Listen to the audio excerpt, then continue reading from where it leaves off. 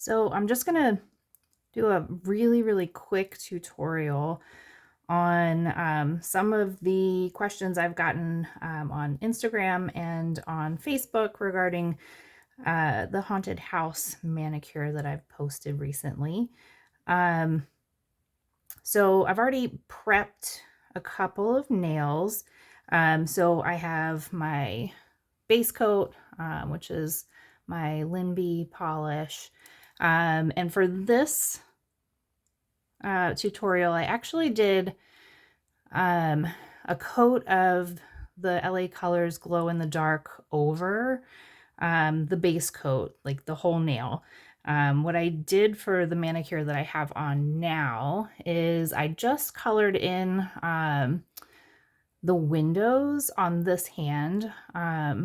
I did reverse stamping and I used the glow in the dark on the windows and around the door with a little bit of yellow. And then on this hand, I don't know if you can see it, but I colored in, I have a gray glow in the dark polish and I colored in the entire little house there with that. And it just was a little bit anticlimactic, I guess, with the glow in the dark details. So I wanted to try something a little different this time. So there's more of this. This really does glow quite well. Got it at the Dollar Tree if anyone is interested in seeking it out. I know there's lots of really great glow in the darks coming out right now. I have purchased others and I'm excited to use them, but this is what I had on hand. So the base coat, the glow in the dark, those are already done. And always before I stamp, I always go in with my quick dry top coat. I just don't trust myself that I am not going to mess up. And so this at least gives me a little bit of a barrier if I need to wipe something off. Not always successful in wiping it off, but having that nice durable top coat over everything keeps me sometimes from spoiling the entire manicure if I slip a little bit with the stamping. So I'm just gonna let that one dry. And this one has already been top coated, so it's ready to go. So one of the things that looks really complicated is the layered stamping effect that I have on a couple of my fingers here. And I really enjoy layered stamping. I think it gives the manicure a lot of depth and it does look complicated, even though it isn't really. So I just thought I'd do a really quick tutorial to show just how easy that is to get that effect. So I have my stamping plate ready. It's all cleaned off with acetone.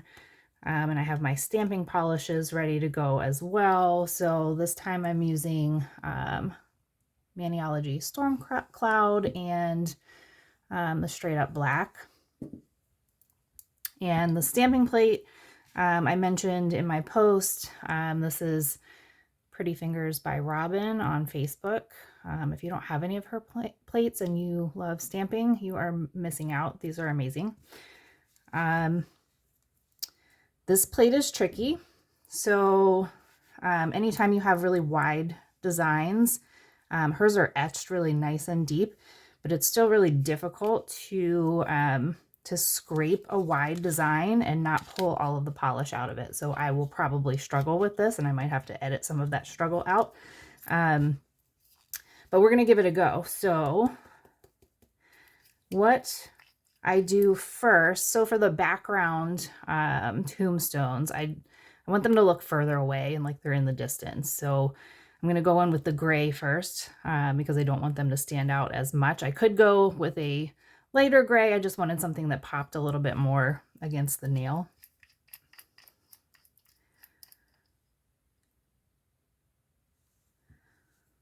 So I find here that going in with quite a bit of polish helps.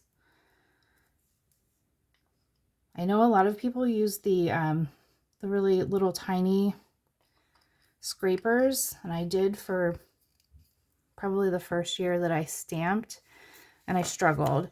I can tell you that using the larger credit card size scrapers tends to help me, especially with these wider designs. So I did that really gently because I didn't want to pull polish out, but I can see there's some bare areas in there. I'm not super worried about it because it's going to be in the background.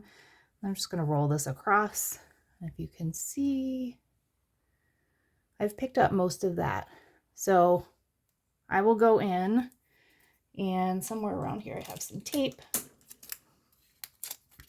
I'm just going to go in and just take off the stuff I don't want to transfer to the nail. And be really careful. I can barely see, it's a little dark in this room right now. Just pull up anything that you don't want to transfer. I don't have a super clean pickup here on the tops of those crosses, but again, these are going to be kind of like off in the distance, and so I'm not bothered by that. So then I just want to figure out where I want these positioned, and I know I want them to be kind of further away. So I'm just going to position these on the nail so that they're a little higher.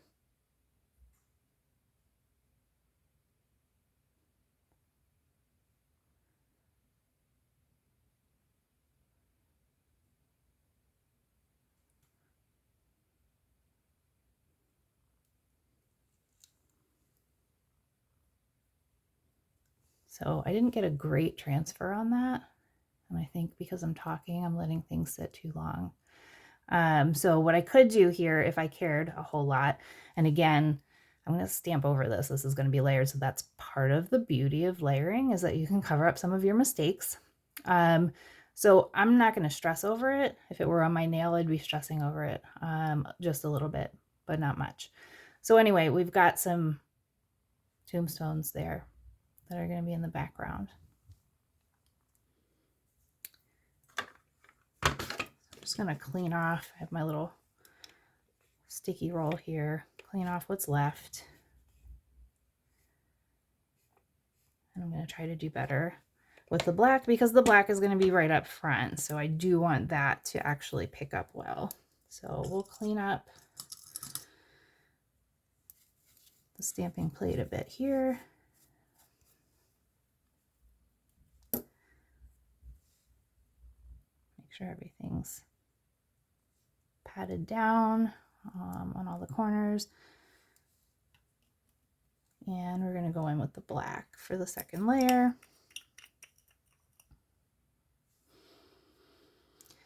I'm going to try to choose like something a little bit different so that it doesn't look like the same thing, just stamped over each other.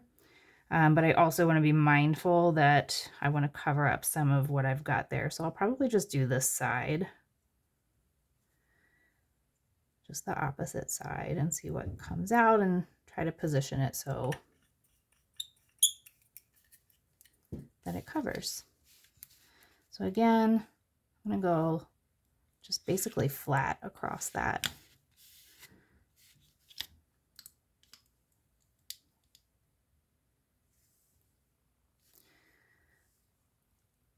So that pickup is better. I don't know what it is about the gray, but the black likes to pick up a lot better. So again, there's some cleanup here.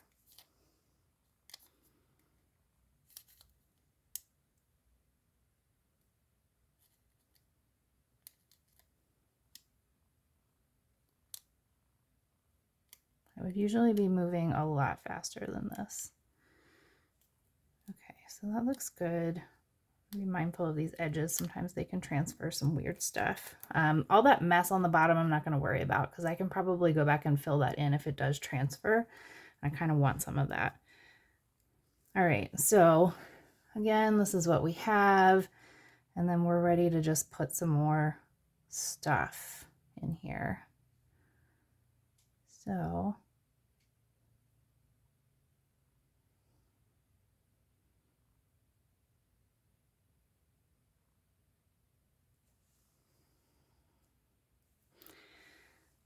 that's what came off there. And then I'll probably just come back through here, get a little more coverage. Use some of that excess to cover up the bottom.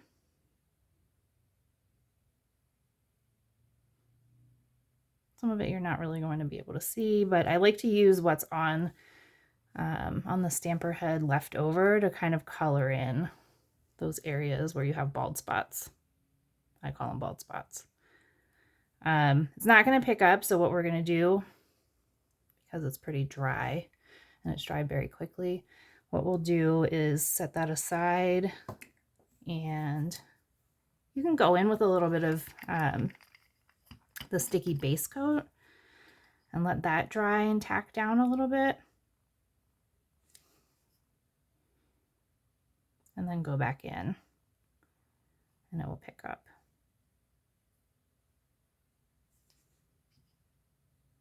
You don't need a lot.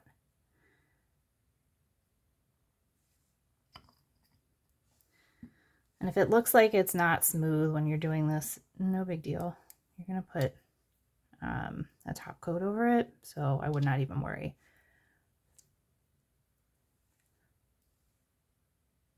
I'm impatient, so like I'm over here blowing on it, trying to get it to dry. This is where we are, and it doesn't look too bad.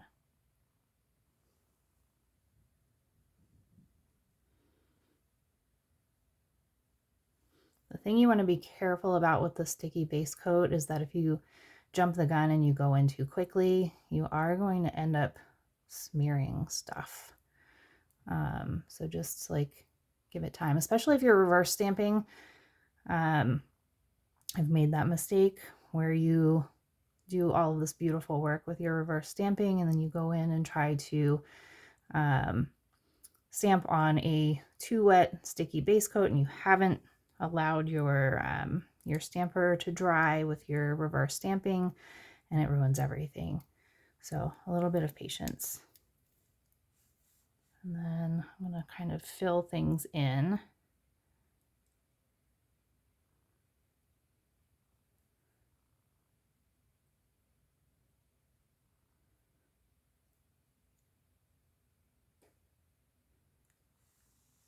I realize I'm doing some of this off camera, sorry. I don't do tutorials often enough to be good at them. Okay, so that's kind of the look. You've got some in the foreground, you've got some in the background. If you wanted, you could go back in and you could fill in some of that sky area, maybe with some bats or something like that. Okay, so now I would just put my smudge-free top coat on. We're gonna let that one sit a moment while we go through and do the other.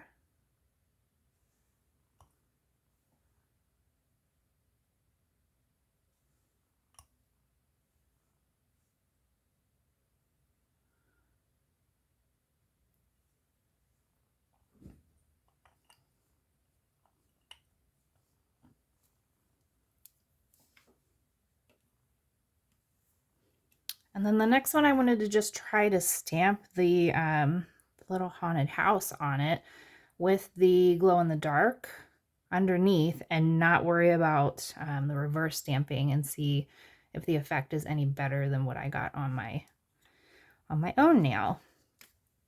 So go ahead and clean this off again. Oh, my roller is getting really dirty, so I'm actually picking things back up, which is bad. Okay, that's clean now. The other thing I was going to try was maybe to shrink it down a little bit. So I have this shrinking stamper that everyone's been talking about from AliExpress. I also got one from Temu. It's exactly the same. And I just saw another company, one of the bigger brands, has put one out as well that's exactly the same as this. So I've used this a couple of times with mixed results. I think it works fine. You just have to be careful where you put the image that you stamp. If you put it off to the side, then it'll get a little wonky. and a little crooked looking. So we can go ahead and try. So this is the house that I used. It's pretty big, but it fit on my middle finger pretty well. But I'm using a slightly, it's probably about the same size as my middle fingernail actually. But I do want to see if I can make it just a tiny bit smaller and get more detail on the nail. So there's lots of fine lines here. And I find like just kind of pushing the polish around helps to get into all of those fine lines. But what I also find is that I end up damaging the brush a little bit when I do that. So I'm trying to be more careful. Okay, so that's in, all the polish is pushed in. I'm just going to scrape that one. I'm going to go over that a couple of times. And then hopefully we get good pickup.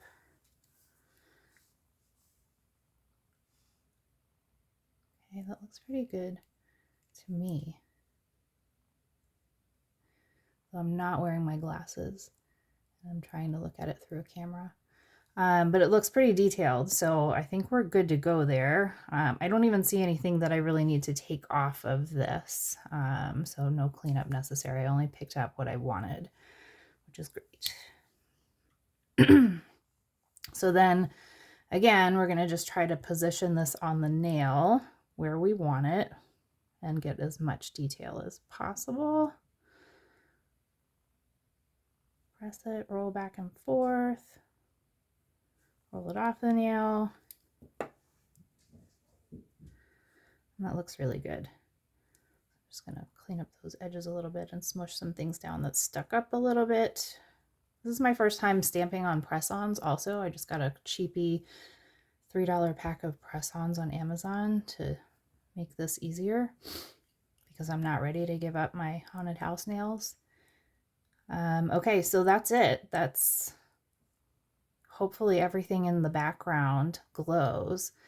So I'm going to pause for just a minute and I'm going to charge these up with my LED here and see if we can get some glow in the dark action and see how this looks.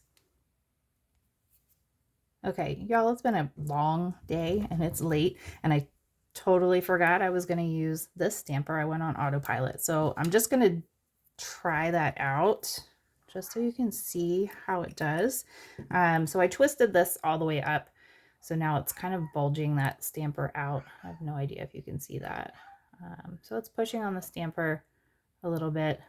And so the hope is that when you release that, it shrinks down your image.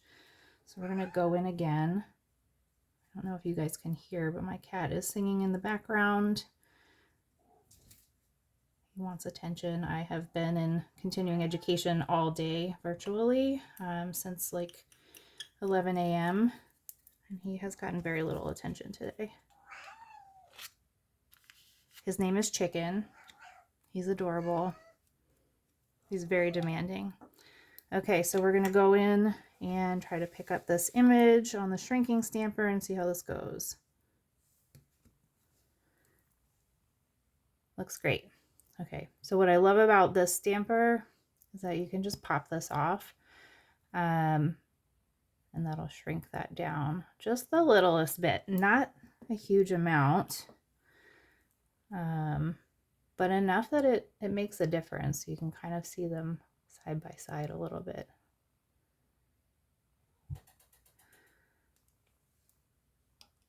So I'll just stamp that on here so you can get an idea.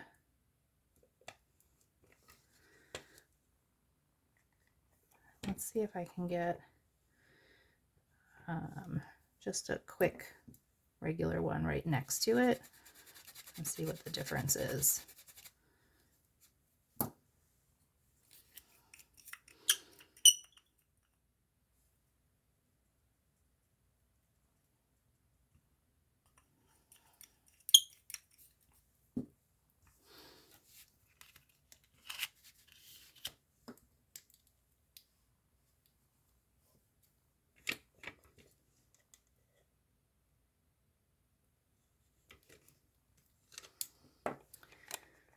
Okay, so you can see that there. That's actually a pretty big difference. So I'm really happy with that. The $2, I'm pretty sure I spent $2.50 on the shrinking stamper. I'd love to have the other more expensive one by the really great brand. But shipping, etc., like I'm not paying that. So $2.50 for the win. Okay, so again, now I'm gonna pause, charge up these glow in the dark nails, and see what we got. Okay, so it's dark. I'm using my phone flash to kind of charge these up. And this way you'll actually be able to see my other finger and how that lights up in comparison. So let's see if we can turn the flash off. And that's so much better. So you can see the little details here that hardly show up. The only thing I will say about the Dollar Tree LA Colors glow in the dark is that you don't get very much glow in the dark out of it. It doesn't glow for very long. So again, you can kind of see how that lights up. So really cute effect. Definitely what I was looking for. And definitely what I will do in the future instead of trying to paint in tiny details that aren't going to show up. So I think this was a success.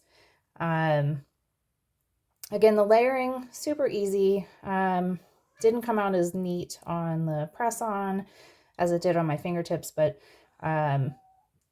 it's the same process. The process is the same. If you work faster than I did, I'd love the positioning to be a little bit nicer as well. Everything's kind of leaning a little bit too much for my liking.